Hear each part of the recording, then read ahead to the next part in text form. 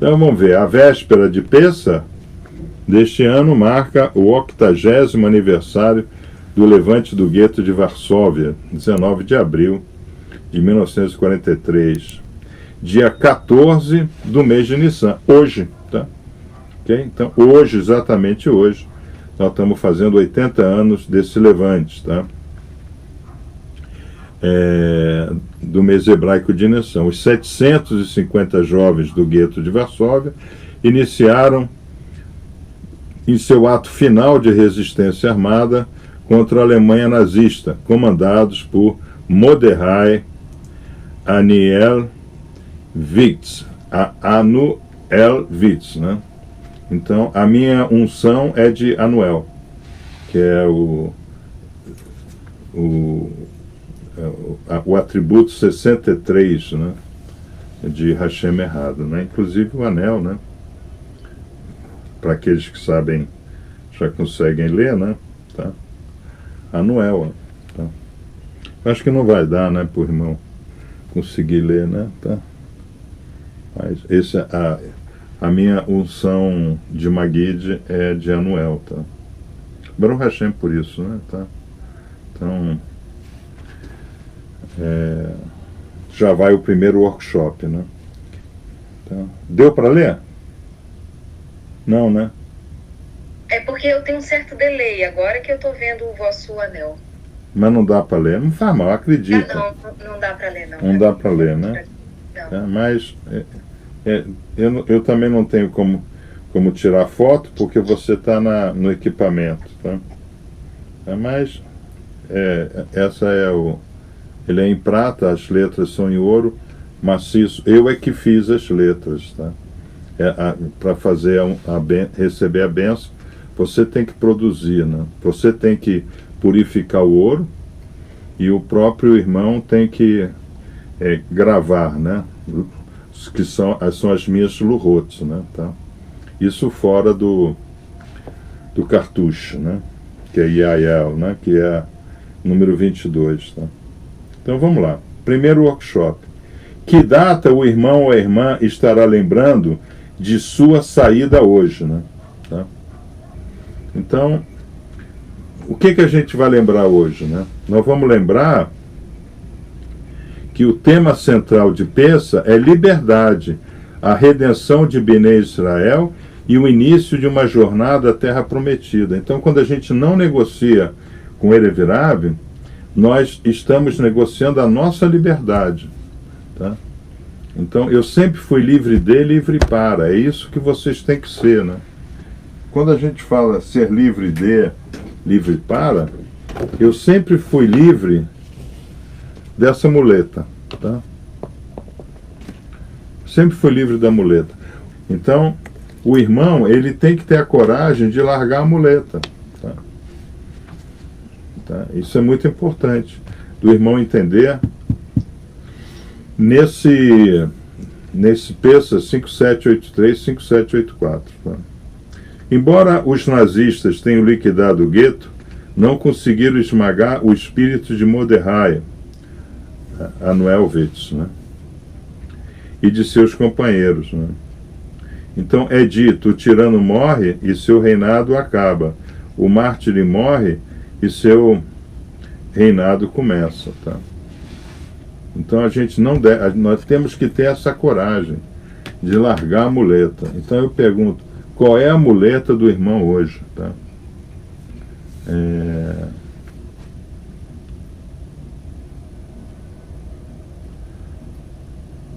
A Ângela está dizendo, não, ok, estão buscando, não buscaram ainda, tá? Presta atenção, Pedro saiu para pescar e voltou sem peixe, tá? Ok? Então, ele não foi abençoado. Aí Rabi diz, não, volta lá. Não vou voltar porque eu entendo de mar, lá não tem peixe. Não, vamos voltar lá, tá?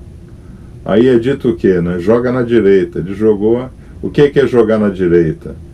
Passa a ser doador. Ele era pescador, ele queria pescar para vender peixe, tá?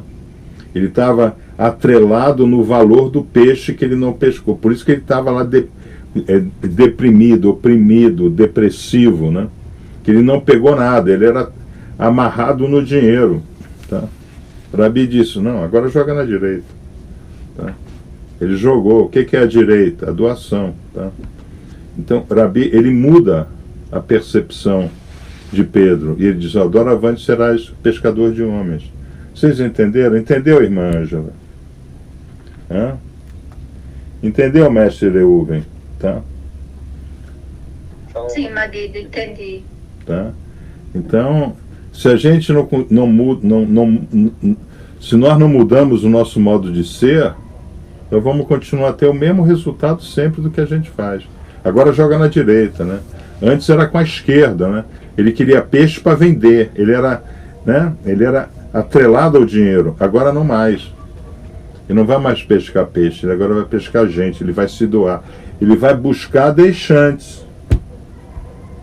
Então, qual foi o primeiro buscador de deixantes que nós conhecemos na Brit Hadashah? Kefas. Ele era um buscador de deixantes. Então, quando o irmão ele busca um deixante, ele está emulando Kefas, pescador de homens. Tá? Vocês têm que mudar vocês têm que largar a muleta. Se não largar a muleta é complicado. Tá? Porque a muleta ela é confortável. Porque o Papa disse que você tem que cortar a perna e andar de muleta. Pô, o Papa é infalível. É a ligação entre os céus e a terra. Olha, graças a Deus, Hashem colocou esse argentino cretino aí. Então isso quebra, né? Porque se fosse João Paulo II, João Paulo II, né? Okay? Mas esse daí, pô, tirou toda a credibilidade da igreja, né? Tá?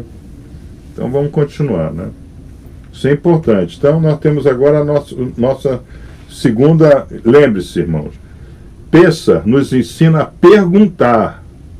Peça não nos ensina a responder. Tanto assim que quando um dos filhos não sabe perguntar, o pai pergunta por ele. Tá? Ok? E é o filho que não aparece, o pai pergunta, né? Por que Lamá, né? Ele não está aqui, tá? Então vamos ver, que liberdade o irmão ou a irmã pode celebrar hoje? Qual é a liberdade, qual é a muleta que o irmão pode dizer? Essa muleta eu larguei hoje, tá? Eu estou pronto para sair.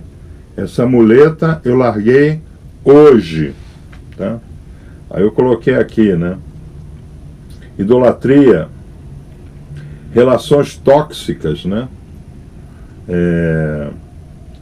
Familiares, no trabalho, né?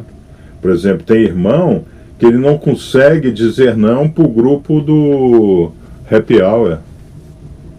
Ele não consegue. Tá? Ele se sente assim, sem base dentro da empresa, né? Drogas, adultério. Tá? Então, o Holocausto, o capítulo mais sombrio da história, compartilha alguns pontos em comum com a história de Peça. Exílio, escravidão, tortura, genocídio, destruição dos tiranos e o retorno do povo de Israel à terra de Israel. Né? A Haggadah de Peça se inicia contando como nossos ancestrais foram escravos no Egito. Ou seja, o povo estava no Egito de muleta, muletão. E essa muleta, ela é tão poderosa, mas tão poderosa, que só 1/4 saiu. Ramushim. Só 1/4 saiu. Tá? 1/5 saiu, desculpa. Só 1/5 saiu. 4/5 ficou pelo Egito. Então é a força da muleta. Tá? A muleta não é fácil. Você se habitua a não gastar sapato, a gastar salto de muleta, tá? Isso é muito complicado, né? Então volta a pergunta, né? Qual a muleta que o irmão já conseguiu deixar, tá? No início do Seder, né? Mergulhamos o carpaz, né? Um pedaço de salsão, em água salgada. Essa verdura lembra os chicotes usados para torturar os judeus, e a água salgada simboliza as lágrimas que derramaram, tá? Então, por que o irmão ele usa a muleta, alguma coisa está amarrando ele, né? Na família, no trabalho, em um adultério, nenhum happy hour, né? Ele está fazendo aquilo de muleta, né? Aí ele começa a ter uma relação lá da síndrome de Estocolmo, né? Tá? Pô, eu não estou sentindo dor debaixo do braço. Cadê minha muleta para eu sentir dor debaixo do braço? Tá? Peça nos ensina isso, né? Peça nos ensina que para sair eu tenho que, sabe, a gente não sai descendo, né? Não tem escada rolante para você receber a Torá. É você que tem que caminhar para cima, tá? E o pior é que às vezes você está caminhando para cima e está vindo pedra na direção contrária, né? Tá? Nós temos que ter essa coragem, largar a muleta, tá? Largar a muleta. Vamos ver, né? Os dois principais alimentos de seda são a matzá, o pão da pobreza, e o maror, né? O alface amarga, que simboliza o sofrimento de nossos antepassados. Então, nós temos que entender o que é a matzá. A matzá é o pão sem ar dentro, tá? Então, vamos ver, né? A grande meretriz, né? A missa agora que vai ter lá na Basílica de São Pedro, né? A entourage, né? O Papa entra, aquele monte de cardeal, isso é o pão, né? Loaf, né? Tudo inchado, soberba pura, né? Nós não festejamos assim, a saída do Egito não foi assim, foi com matzá, pão sem fermento, pão duro, pão da pobreza, tá? Nós temos que entender que para largar da muleta, eu tenho que optar pela humildade, tá? Quando Seder, sentamos inclinados e fazemos uma refeição suntuosa, símbolos da liberdade e da nobreza. Agora a gente pode sentar sem ter que se apoiar na muleta, tá? Agora eu me apoio no Kadosh Baruch Hu, tá? Então nós temos que espírito, 3, né? Que espírito é esse de Peça que habita e sempre habitará no irmão ou na irmã, tá? Então, qual é esse espírito, né? Esse espírito de coragem, né? Esse espírito de coragem que o irmão vai ter para largar a muleta, tá? Okay? Cite 3 amarguras e 3 lágrimas que precisam ser apagadas continuamente, né, do coração de cada um. Todos nós temos mágoas, todos nós temos, né? Então, nós estamos vendo, né, uma coisa muito interessante, né? Nós vimos que tem 4 filhos, que tem 4 perguntas e tem 4 copos de vinho, tá? Mas nós sabemos que os 4 filhos, Veet mais 1, eu tenho o 5º filho. Nós temos as perguntas são 4, mas Veet mais uma, né? Como será o Peça, o pós-Peça. E nós temos os 4 copos, que Veet tem o copo de Eliyahu Hanavi. Então o que a gente aprende, né? Quando nós estudamos a Torá como tem que ser estudada, nos ocupamos das coisas da Torá, temos zelo pelas mitzvot, e Veet Rinur, né? Tá? Então eu consigo me aproximar do sagrado, porque o sagrado está no Veet. Tá? Então por que Spinoza foi expulso, né? Foi expulso da congregação judaica da Holanda, né? Porque ele disse Elohim é Hateva, tá? E por que ele foi expulso? Porque ele teria que ter dito Hateva e mais, Veet, né? Brahá, né? E a mais a bênção, né? Tá? Então nós sempre temos que entender, né, que a gente sempre pode buscar alguma coisa a mais em tudo que a gente faz, tá? Nós nunca devemos nos contentar, né, com o que nós já somos e estamos. Nós sempre temos que buscar algo mais, Veet, alguma coisa, tá? Isso é como funciona. Então vamos ver. Um mandamento essencial durante o Seder de Peça é a ingestão de 4 copos de vinho. De certa forma, o Seder, que significa ordem, né, tá, gira em torno da ingestão desses copos. Então, tudo vai, né, no nosso ritual de loja, nós não faz... o irmão não toma 4 copos, né? Ele toma um copinho só, né? Mas eu mando ele fazer isso em 4 goles, tá? Então, se inicia com a recitação do Kiddush, ao término do qual se torna primeiro dos 4 copos. Encerra-se com a injeção do 4º copo de vinho, logo após a recitação do Halel. Eu também já mandei fazer, já ficou pronto o Halel, né? Tá? Inclusive está atrás dessa imagem aqui, né? Atrás daqui, né? Aqui, atrás daqui está o Halel, tá? Okay? Que o orador vai ficar lendo lá, tá? Baruch Hashem por isso. Tá? Eu procurei deixar um negócio bem organizado, né? Que o irmão chega na hora lá, ele fica meio atordoado. Tá? Então, os 4 copos representam os 4 estágios de redenção do povo de Israel, da nossa vida. Então, todos nós temos 4 grandes exílios, tá? Que nós vamos ter que passar. 4 grandes exílios. Nós temos um exílio que começa com a nossa puberdade, né? Tá? Quando a gente começa a gente fica meio exilado, né? Então, é comum, né, nesse período, o filho querer se afastar dos pais, né? É comum isso daí, né? Depois nós temos um exílio, né? Que é o que eu chamo de diploma de desempregado, né? O irmão às vezes estuda 4, 5 anos, se forma em um troço, e depois ele vê que não tem a menor noção do que ele estudou, aquilo não é o que ele gostaria de ter na vida. É muito comum, né? Alguém, por exemplo, se formar em engenharia e depois resolver fazer direito. Tá? Isso é muito comum. Quer dizer, também é comum o contrário, né? Então nós temos esse outro exílio, né? Depois nós temos o exílio, né? Que é do casamento, né? A pessoa casa, nem sabe porque casou. Tá? Casa assim no bate-pronto, né? Tá? E é interessante entender, né?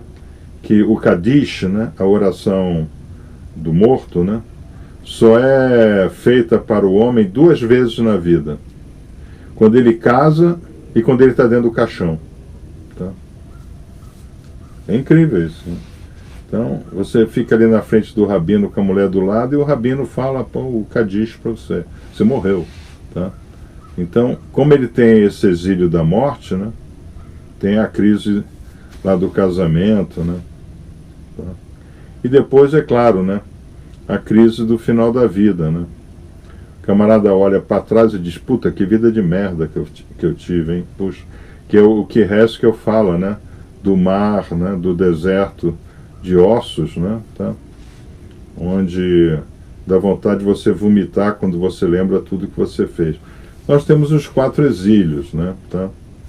Então, por isso que é importante, em uma parte da vida, o pai, né? Que é o primeiro Rosh, é o primeiro Rashaim, é o primeiro mestre do filho, né? Depois, na segunda fase, são os professores, né? Os professores universitários, né? Exercem grande influência, né? Sobre o exílio ou não, né? Tá? Depois, obviamente, a família da mulher, né? Quando é homem, né? E a tradição do homem, né? Para a mulher, né? Esse é um outro exílio, né? E no final da vida, quando você olha para trás, o que sobrou para mim, né? Ficar velho, sem saúde e jogar dominó em praça pública. Eu acho que não existe nada mais deprimente na vida de um homem, né? Do que ele esperar pela manhã para ir jogar dominó em praça pública. Tá? Isso, tá? Então aí já é realmente a dupla muleta, 0 pernas, né? Tá? Só a Torá resolve isso. Quer dizer, chegar no final da vida abundante em Torá, sempre vai aparecer alguém que queira aprender contigo. Sempre vai aparecer. É incrível, né? Tá? A Torá torna um homem Aaron Shielded, né? Tá? Ok? Então Então, vocês entenderam, né? Então, eu já pergunto, colocar aí para vocês, né? Qual o exílio, né? Qual o exílio que a irmã Thaís está vivendo? Qual o exílio que a irmã Ângela está vivendo? Qual o exílio que o irmão Mestre Reuven está vivendo? Vocês estão vivendo algum exílio. Porque nós vivemos no exílio. Todos nós somos guerra. A gente vive na Galute, tá? Goi, né? Quer dizer, estrangeiro, também é corpo, né? Tá? Então, é interessante isso na Torá, né? No corpo, nós estamos no exílio, que é o exílio da Neshoma, né? Tá? Então, qual o exílio que o irmão está vivendo? É o momento, agora em Pessah, né? Do irmão Streamline, né? Ir para Kavenska, para a linha do centro. Não. Eu vou sair desse exílio que eu estou, tá? Então, nós só conseguimos isso em Pessah, né? Então, Hashem assegura a Moshe que, apesar de sua intervenção junto ao Paor ter a princípio piorado a opressão contra o povo judeu, né, a libertação estava prestes a ocorrer. Hashem diz a Moshe para transmitir a seguinte mensagem a Bnei Israel: eu sou o Eterno, e vos tirarei debaixo das cargas do Egito, e vos salvarei de seu serviço, e vos redimirei com braço estendido e com grande juízo, e vos tornarei por meu povo, e serei para vós Deus, Hashem, e sabereis que eu sou o Eterno, vosso Deus. Shemot 6, de 6 a 7, né? Os 4 copos de vinho ao longo do ceder simbolizam as 4 expressões de redenção contidas nesse versículo. Eu vos tirarei. Irmãos, eu não sei o que está acontecendo hoje, mas para mim a letra está menor do que de costume. Ok? Verhotseti, né? Eu vos salvarei. Verhit salti. Eu vos redimirei. Ve galti. Eu vos tomarei. Velakat rit. Por meu povo, tá? Então, Hashem, ele sabe dos nossos exílios, ele sabe disso, tá? Ele não esconde, né? Mas se a gente tem Bitahon, ele nos tira do exílio, tá? Ele nos tira do exílio. O problema é que nós não acreditamos nisso. Nós achamos que a gente fica rico se a gente trabalhar muito. Pelo meu trabalho eu fiquei rico, tá? Aí tem o outro lá que fala assim: eu sou autodidata, eu não fui à faculdade nem nada, tudo que eu sei aprendi sozinho. Claro que não aprendeu sozinho. Se ele leu um livro, ele já aprendeu com o autor do livro. Não existe tal coisa como autodidata, né? Isso também é uma expressão do Erevirav, tá? Okay. Então, aqui, né, o irmão, ele tem que colocar no dia de hoje, Erev Pessah, né, em que estágio do exílio eles estão. E olhar para os seus filhos, né, e ver que tipo de exílio o filho está vivendo. Tá? Para o pai, né, para o pai ou para a mãe, né, poder ajudar, né? Porque todos nós estamos vivendo alguma forma de exílio. Tá? Sob a dúvida de haver ou não obrigatoriedade de se tornar um 5º copo de dúvida, o Seder afirma no Talmud. Então, como tem Ve'et, é dito que tem um 5º copo. Tá? É dito que tem um 5º copo. Tá? E é sobre o 5º copo que nós vamos discutir. Né? O 5º copo de vinho termina-se o Halel, né?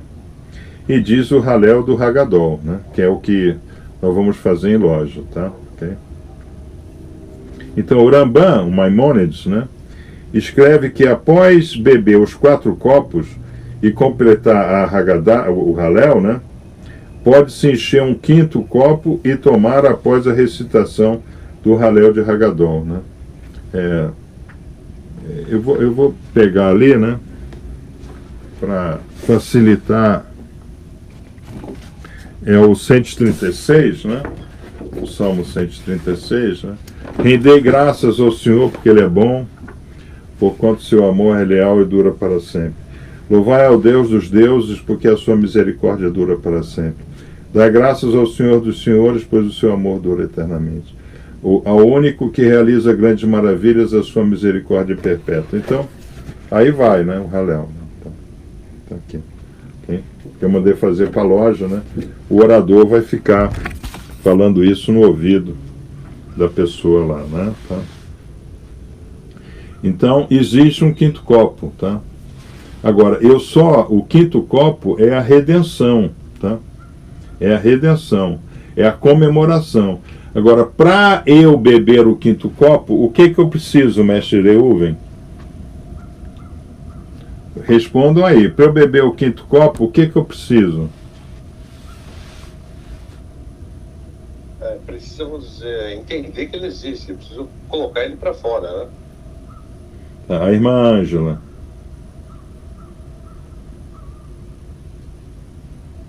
Precisa ter a consciência de que é necessário colocar tudo isso para fora, como falou o irmão.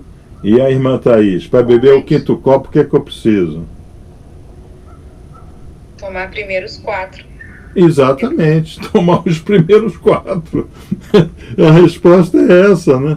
Para eu tomar o quinto, eu preciso primeiro tomar os 4, né? E para eu tomar os 4, o que significa? É me ver livre das 4 muletas, né? Tá?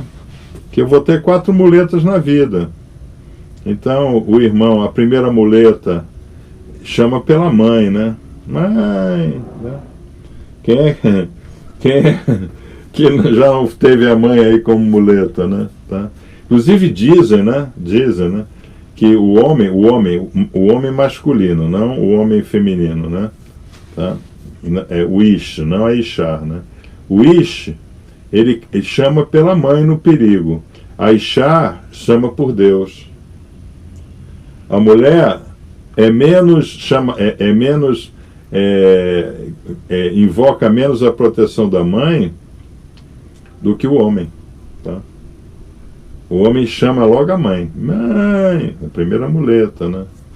Tá?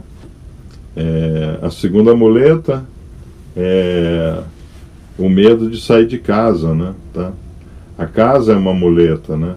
Porque você tem o conceito ali de segurança, né? Tá? O emprego, né? É uma outra muleta, né?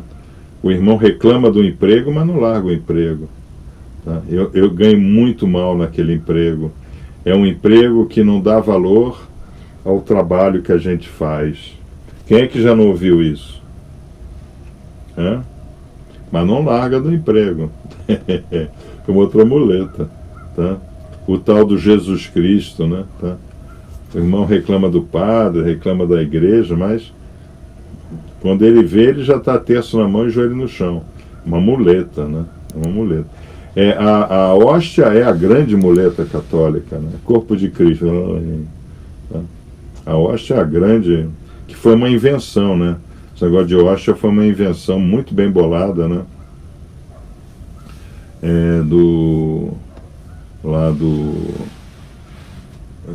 O São Tomás de Aquino, né?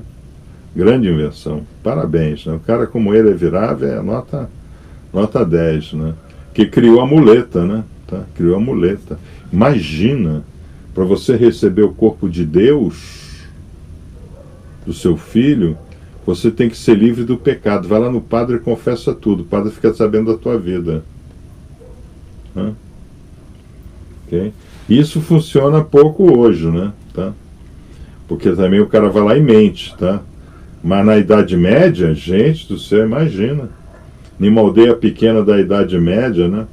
O cara chegar lá e saber quem roubou o saco de grão de um, quem roubou o par de sapato do outro, ele sabia tudo. Tá? Tinha total controle, né? Tá? Dos bad deeds, né? Tá? Então, isso é importante, né? Nós precisamos, primeiro,